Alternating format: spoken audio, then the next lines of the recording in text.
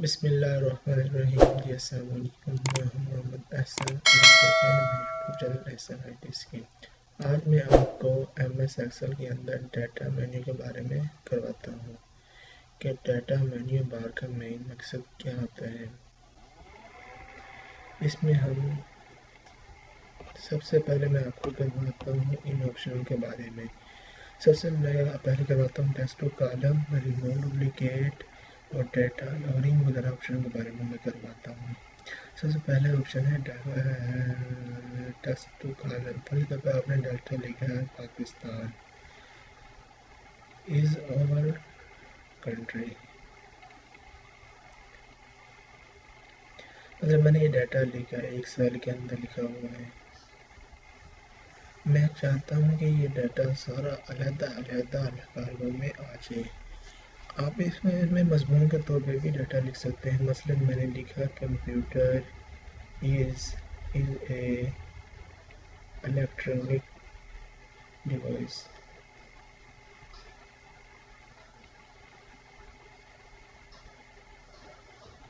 अब देखिए ये डाटा एक सेल के अंदर सारा लिखा हुआ है। मैं चाहता हूँ कि ये सारा डाटा अलग-अलग सेल में नज़र आए। इसके लिए आपने क्या करना है, टेक्स्ट टू कॉलम पर क्लिक करना है। जब टेक्स्ट टू कॉलम पर क्लिक करना है तो आपने यहाँ पे फिक्स्ड विड्थ पे क्लिक करना है और नेक्स्ट करना है, और उसके बाद फिर नेक्स्ट करना है और फिनिश करना है।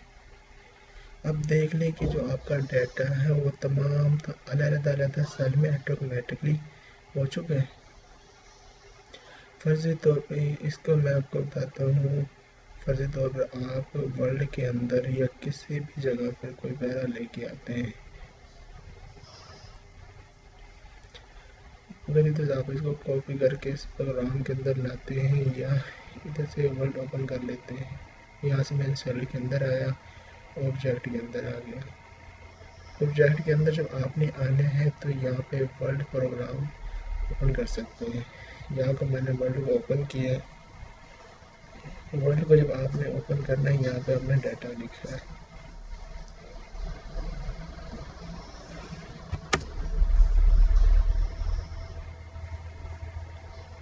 ये देखिए पैर आ चुका है। अब जैसे आप इस पैर को क्लोज करेंगे, डाटा इस पे एक सेल पे आ चुका है। आपने यहाँ से इसे क्या करना है, इतने अमल को करना है, अपने यहाँ सेलेक्ट या कॉपी इन सेल के ऊपर लाके पेस्ट कर दें। आ चुके हैं। अब ये एक पूरा पैरा बन चुका है। आपने क्या करना है, इसको अलग-अलग सेल में कैसे कन्वर्ट करना है उसका तरीक़ाकार मैं आपको बताता हूँ। आपने इसको डाटा के अंदर आना है, टेक्स्ट टू कॉलम पे आना है और नेक्स्ट करना है और फिनिश कर देना है। वो देख लें हर डाटा अलग-अलग कॉलमों में नज़र आ रहा है। ठीक हो गया, यहाँ तक समझ आ गई। अब इसकी आ जाते हैं नेक्स्ट, रिमूव डुप्लीकेट। मतलब आपने एक प्रोडक्ट बनाना है, आपने काउंटिंग के बारे में लिख दिया, कीबोर्ड जल्दी जल्दी आप बनाने में लिख दिया कीबोर्ड, माउस, डाटा केबल, उसके बाद केबल, उसके बाद आपने लिया पैड, फिर नोज लिख दिया, फिर आपने लिख दिया स्पीकर, फिर आपने लिख दिया LCD, फिर आपने लिख दिया कीबोर्ड, फिर आपने लिख दिया पावर केबल।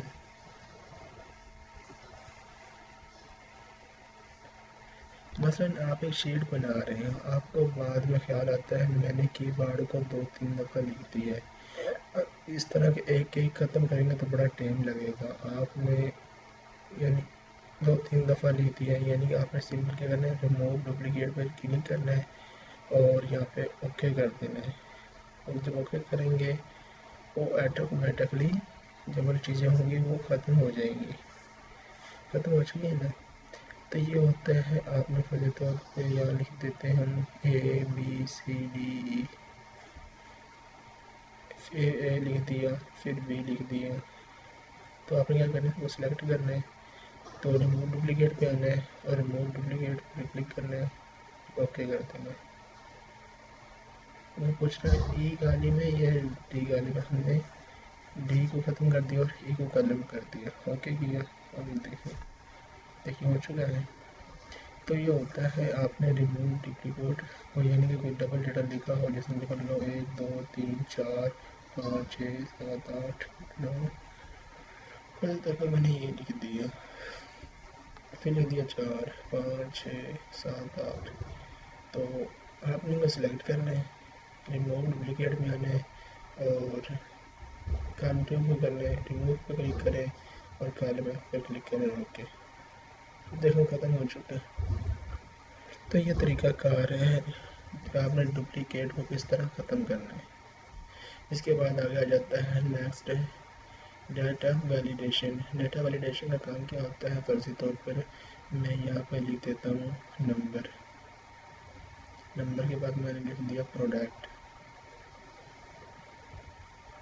प्रोडक्ट लिख दिए। अब आपने क्या करना है, यहाँ पे 1 लिख दिया 2। मैंने इन दोनों को सिलेक्ट किया, कंट्रोल प्रेस करके नीचे तो ड्रैग किया,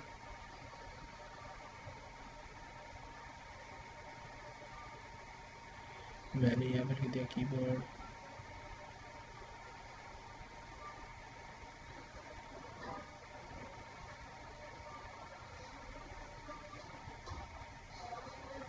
mouse, data cable,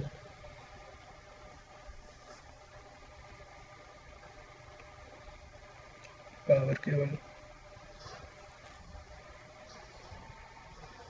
LCD,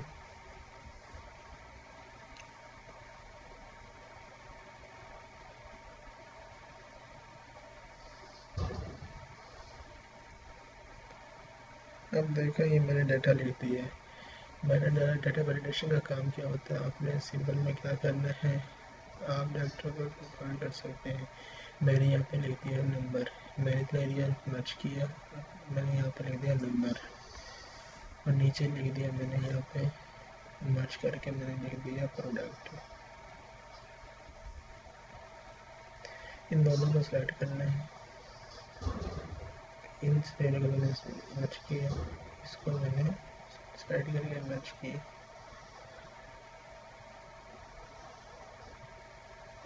size बढ़ाया। अब आपने क्या करना है, नंबर पर डाटा के अंदर आना है, डाटा वैलिडेशन करना है। जब वैलिडेशन पे क्लिक करना है तो यहाँ पे आपके सेटिंग ऑप्शन आ जाएगी, आपने अलाउ पे करना है और लिस्ट पे क्लिक कर देना है। तो इन दोनों को मैंने सेलेक्ट किया और ओके कर दिया। इसी तरह फिर आपने इधर ही आ जाना है डाटा वैलिडेशन में, फिर लिस्ट पर आना है और सॉल्व पे क्लिक करना है। आपने डाटा क्लिक दिया, सिक्योर कर दिया। अब ये देखिए आपके सामने ये लिस्ट शो होगी। मैंने पावर केबल पे किया, मैंने यहाँ पर नंबर 2 पे किया। अब ये मैंने देखे ये नंबर 3 पे क्लिक किया, दोनों पे क्लिक किया, नंबर 6 पे क्लिक किया, चेंज हो रहे ना। इस तरह आप इधर से इसको भी डाटा वैलिडेशन ला सकते हैं। तो ये डाटा वैलिडेशन का मैंने बता दिया। उसके बाद आ जाता है ग्रुप के मतलब। फर्जी तौर पे जी मैं यहाँ पर नीचे डाटा लिख देता हूँ, मैंने इसको नीचे ड्रैग किया। मतलब मैं चाहता हूँ कि ये जो है दरमियान में डाटा है, इतना ये डाटा इधर से अनग्रुप हो जाए। मैंने इसको अनग्रुप कर दिया, मैंने ग्रुप क्लिक किया और रो एंड कॉलम पे कहीं पे यानी कि क्लिक कर दे रखेंगे। सॉरी, बट डाटा खत्म हो चुका है, ध्यान तो डाटा आ जाएगा। मैंने इतना डाटा सेलेक्ट किया और इस दस मैंने अनग्रुप कर दिया। मतलब मैंने इतना डाटा लिया, मैं चाहता हूँ कि इतना डाटा प्रिंट के अंदर ना शो हो। अब मैं आपको परस्पेक्टिव लिया तो ज़्यादा डाटा ही शो हो रहा है, सारा 18 लोगों का शो हो रहा है। मैं चाहता हूँ कि यहाँ से 5 से लेकर 14 तक डाटा शो ना हो। तो आपने क्या करना है, इसको ग्रुप करना है और रो को क्लिक कर देना है। अब मैं माइनस में क्लिक करूँगा तो डाटा ऐड हो चुका है। अब मैं प्रिंट चेक करूँगा तो इसमें डाटा नज़र नहीं आ रहा। अगर मैं दोबारा यहाँ पे प्रेस करूँगा तो डाटा दोबारा शो हो जाएगा। आपने फिर अटेंडेंस में क्लोज क्लिक करना हो, अनग्रुप कर दें और ओके कर दें।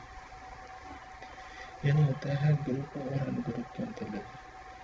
अब इतना अमल सब कुछ आपने टोटल करना है। सब टोटल को क्लिक करेंगे और यस करेंगे और यहाँ पे हमने इसको कर दिया, सम पे क्लिक कर दिया। काउंट करना है, मैक्स करना है या भी करना है, मैंने इसको सम कर दिया और ओके कर दिया। अब जैसे मैंने ओके किया तो नीचे आ चुका है 171 टोटल। ठीक है, मतलब आप इसको इसकी वजह से आपको सम करना है, बड़ी रकम फ्लैश करनी है, छोटी रकम फ्लैश करनी है, या जो भी अमल करना है आप यहाँ से कर सकते हैं। एवरेज वैल्यू करनी है,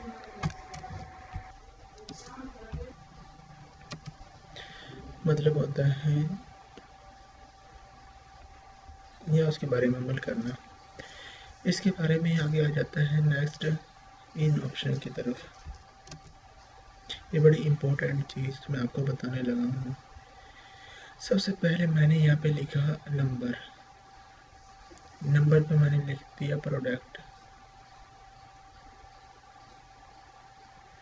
प्रोडक्ट के बाद मैंने लिख दिया क्वालिटी, यहाँ पे मैंने लिख दिया प्राइस, मैंने यहाँ पे लिख दिया टोटल।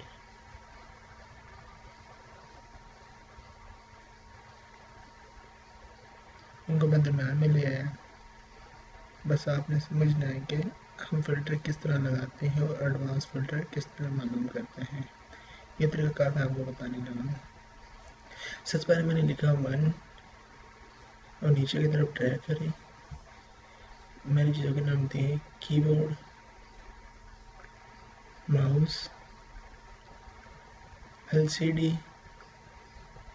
फिर कीबोर्ड, फिर माउस, फिर मैंने पैड लिख दिया, फिर एलसीडी लिख दी, फिर स्कैनर लिख दिए, फिर प्रिंटर लिख दिया, फिर मैंने इसमें प्रिंटर लिख दिया, फिर एलसीडी लिख दी। अब कीबोर्ड आपके पास है 75 पड़े हुए, माउस आपके पास 60 पड़े हुए हैं, एलसीडी आपके पास 22 पड़ी हुई है और ये आपके पास 12 पड़े हुए हैं और ये वाले माउस आपके पास 30 पड़े हुए हैं, पैड आपके पास 40 पड़े हुए हैं, एलसीडी आपके पास 2 पड़ी है, स्कैनर आपके पास 6 पड़े हैं, प्रिंटर आपके पास 8 पड़े हैं, ये वाला प्रिंटर आपके पास 6 है, ये एलसीडी आपके पास 12 है।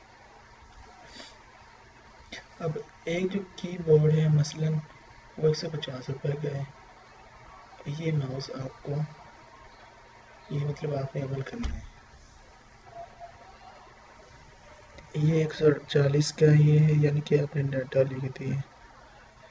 मैंने सिर्फ आपको समझाने के लिए अब ये तरीका मैं आपको बताता हूँ। इसका साइज 12 रखा, बोल्ड किया,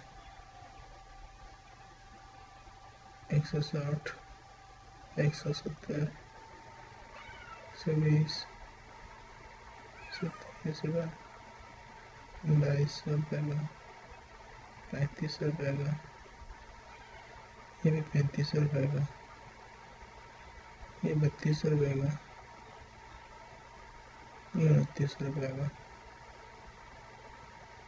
अब मैंने डाटा लिख दिया। आपने इसको फ़िल्टर कैसे लगाना है, मैंने इतना अमल सेलेक्ट करने के बाद मैं डाटा में आया।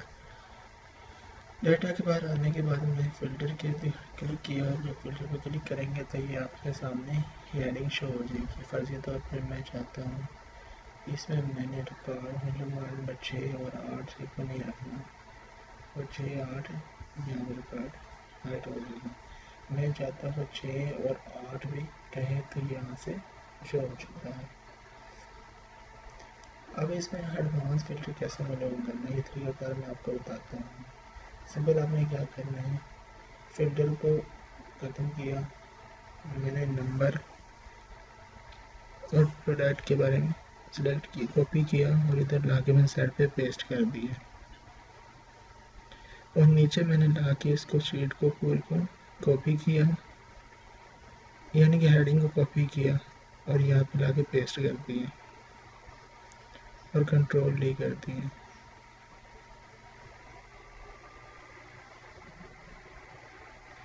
अब आपने सिंपल क्या करना है, अब हमें एडवांस फ़िल्टर कैसे लगाना है। आपने क्या करना है, सबसे पहले व्यू के अंदर आना है, इसको मैक्रो रिकॉर्ड कर लेना है। मैक्रो ऑन करने के बाद आपने यहाँ पे इसका नाम रख दिया, मैक्रो 1 ही रख दिया हमने, ओके कर दिया। इसके बाद आपने क्या करना है, आपने आ जाना है व्यू में डाटा के अंदर, यहाँ पे एडवांस पे आ जाना है। जब एडवांस पे क्लिक करना है तो आपने कॉपी टू एंड लोकेशन पे आना है। सबसे पहले तो आपने क्या करना है, इस पूरी सीट को सिलेक्ट करना है। फिर क्राइटेरिया के अंदर आने के बाद आपने क्या करना है, इन दोनों को सिलेक्ट करना है। इन दोनों को सिलेक्ट किए करना है और कॉपी पे लाकर इन दोनों को सेटिंग को भी, हेडिंग को भी फिर मैंने कॉपी कर पेस्ट कर देना है।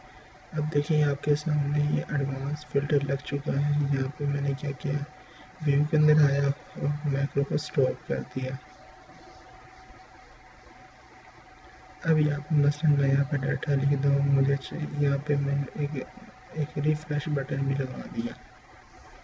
मैं इंसर्ट के अंदर मैंने यहाँ से एक शेप ले ली।